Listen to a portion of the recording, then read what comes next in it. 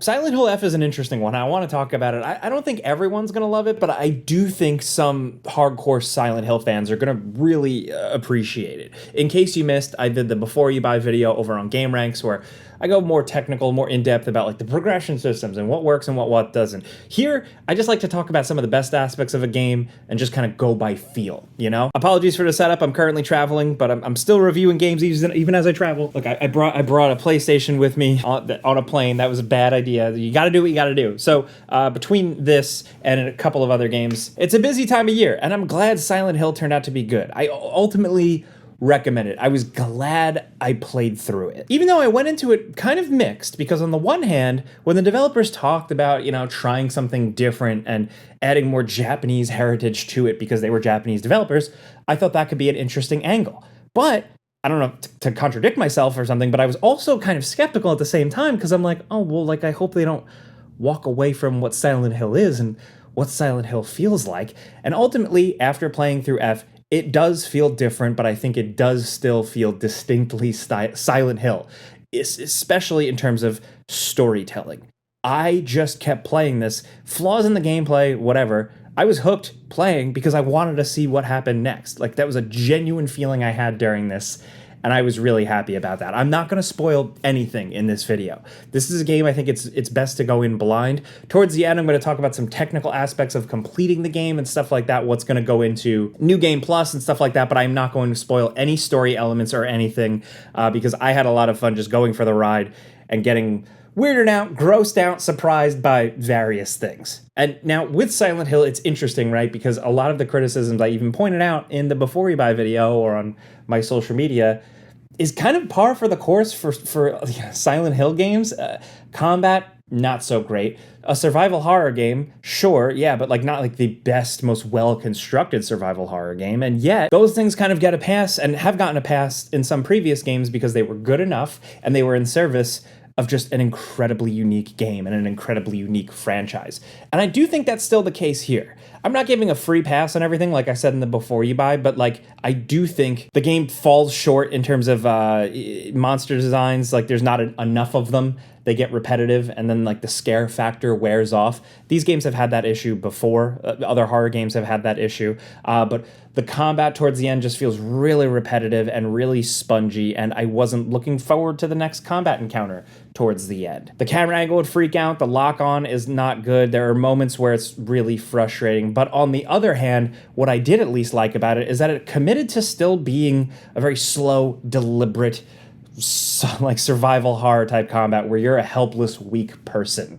Like she's not a badass, despite having weird things like being able to parry enemy attacks and a perfect dodge and a focus meter. Like aside from that stuff, which does sound crazy and it does change the game. Yes, it does give the game a little more oomph in the combat.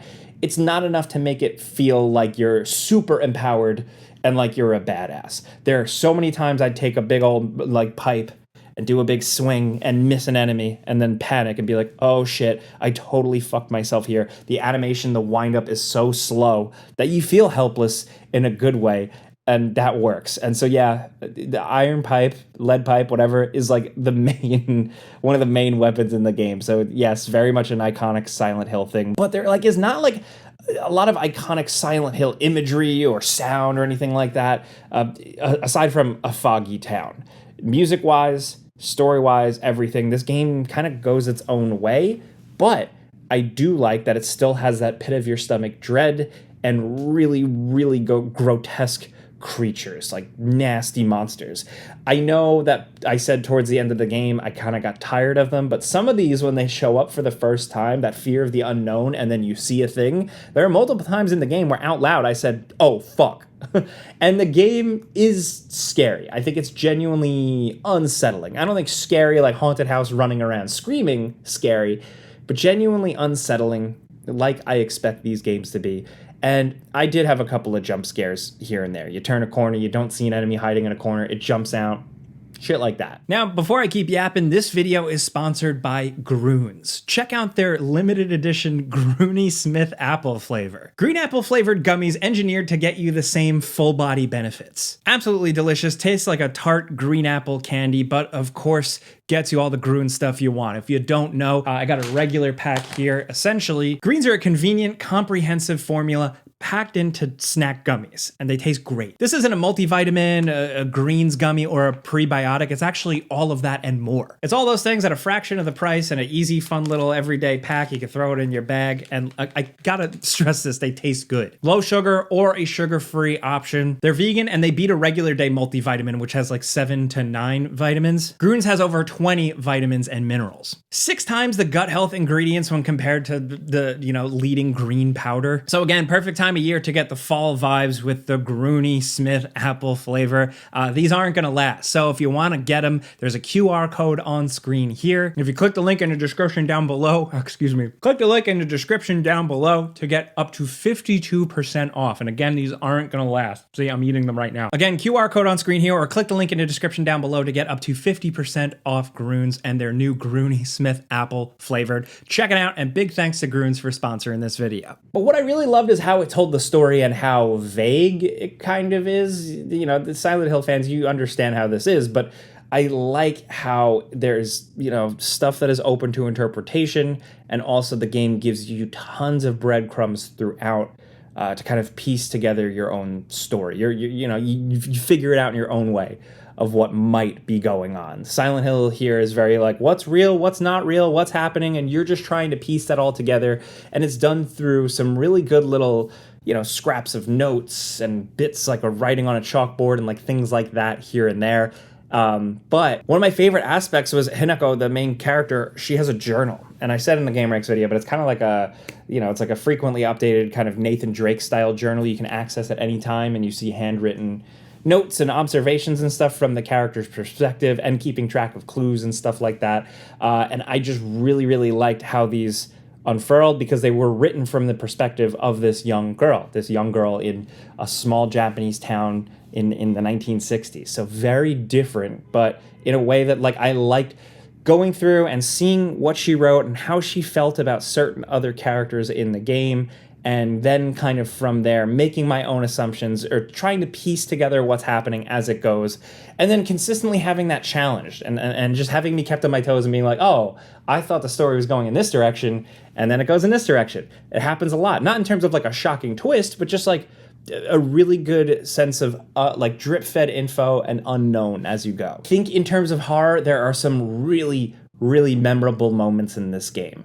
Some gameplay sequences and some kind of like weird exploration sequences that are going to stick with me for a long time. I think because like a Silent Hill game, you're in the one foggy world and then you're transported to like another kind of metaphysical realm. In this game, it's a little different. It's not just like, like rust and shit like that. It's very different, and I don't think it's as strong, unfortunately. As an environment, as a scary place to explore, it didn't really do too much for me except for a certain little points here and there. But big moments and certain story moments and certain specific horror moments, I think worked really, really well. And overall, like I said before, in general in this game, there are some moments that are definitely going to stick with me. Some moments I would consider pretty iconic. Some stuff we've seen done in other games, but done really well here. Some stuff that we've kind of seen done, some environment type things kind of seen done in Silent Hill before, but different here and really, really good. And part of that comes the rural Japan town setting, which I think just makes for good spooky time. It's the detail, it's the brush, it's the breeze, it's the trees, it's the shadows cast, it's of course the fog and all that I think really nails it. The music, I think, gets the job done, but for me, it wasn't as iconic as I was hoping. I understand the work and the people involved behind this one, but it just felt very much, and I know it's a Silent Hill game, it's usually pretty low-key, but to me it felt very in the background, almost too in the background to its detriment. A couple of parts really, really good. A kind of overarching theme, that's pretty good, but overall, not too much. Still, I like making my way through this freaky adventure. It's extremely linear, even for these types of games. I wish it was a little more open. Again, some little issues here and there, but ultimately, I just really wanted to see where the story goes. And that's interesting because there is a new game plus and more endings, like like a Silent Hill game. And the new game plus is very apparent, like right when you first jump in, that it gives you quite a bit more. I had encountered different situations, little extra bits of story, which were significant, different interiors and explorable sections, and more stuff I won't go into. But essentially, it's like an old-fashioned survival horror game where, like a Claire Leon A and B campaign type thing, where you really got to play through it a couple of times to get the full experience. And it's not the longest game by any means. I think I finished my first playthrough in 9 hours, and some of that was banging my head against the wall at some puzzles. I am not very smart, but some puzzles here just really, really beat me over the head in like a bad way, man. Also, it's a problem with reviewing when it's like you're trapped. It's like I cannot progress in this game until I finish this puzzle. So that's a me problem more than anything. But where was I? Playing through the game, right? Getting through it, and like the fact that I was kind of burnt down on the enemy design and the combat by the end. But I knew I had to play, New Game Plus and to get the full scope of the story and the lore and everything. It was kind of like a 50-50 thing for me. It's kind of a risk because, yes, they do give you more than the average New Game Plus mode to warrant playing through, which I really appreciate it. But even still, I was like, all right, enough. I've whacked the same enemy with a baseball bat 500 times at this point. I don't really want to do it anymore. But I still ended up doing it because I wanted to see what was going to happen. So again, it's a big risk. Some players are not going to be into that. Some players might even feel a little shortchanged if they're not able to really read into the narrative upon one playthrough. But I think if you're a survival horror fan, you have the tolerance for this type of stuff, I think you're going to be good. And I think it's a very interesting story. It didn't go where I expected it to go. It surprised me in a lot of ways, but thankfully, what I look for in Silent Hill is like a unsettling story that also is willing to tackle topics that you don't really see handled in a lot of games, hell, even some movies. And they went there, and I appreciate that. That, for me, is a big part of Silent Hill. The performances were great. I did play with the Japanese language with English subtitles, but I thought all the performances were great. There is some really interesting character stuff going on here and relationship stuff here, like relationships between characters that we haven't really seen handled in a Silent Hill game like this. And again, I think that comes back to the shift to 60s Japan, a bold move, but opens up some new possibilities for telling a story. And again, I know it doesn't take place in the town of Silent Hill. It doesn't have a sad dad in a jacket running around being depressed, but it still, to me, distinctly feels Silent Hill. That identity, to me, is still there. But I know the Silent Hill community is a varied one. Everybody's different. I'm looking forward to seeing what other people think about this, like their interpretation of the story, everything. So I'm just itching for the game to really drop. I'm recording this early. I'm itching for the game to drop because I want to talk to people about it. It's so hard not to talk about this thing without spoilers. It's killing me. But like I said in the Before You Buy video, I think if you're a Silent Hill fan, you should absolutely give it a shot. Obviously go in with a little bit of an open mind because it's not in the town of Silent Hill or anything like that. But I don't know. I think you're going to find it at least interesting for sure.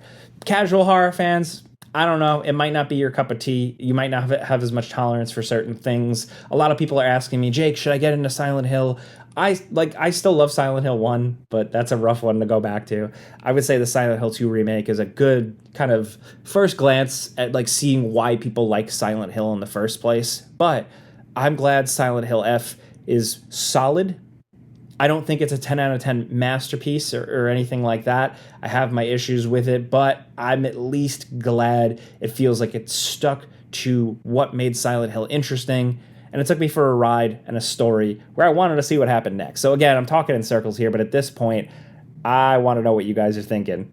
Like I said, the game is probably releasing at around the time this video is coming out, so hit me up in the comments or hit me up on social media what you're thinking. There's going to be a lot of conversation about this one in terms of its structure, the New Game Plus stuff, and the interesting story. So hit me up, If you've played, try and keep it spoiler free. But I think I've yapped enough at this point. Hopefully you're finishing your lunch break or eating dinner or whatever you're doing right now. I appreciate you even sticking around and listening to me yap like this. Clicking the like button legitimately helps me. Thank you. But that's it. I gotta go to bed here, actually. So I'm Jake Baldino. Thanks for watching. Subscribe because it's video games. Pizza's on me.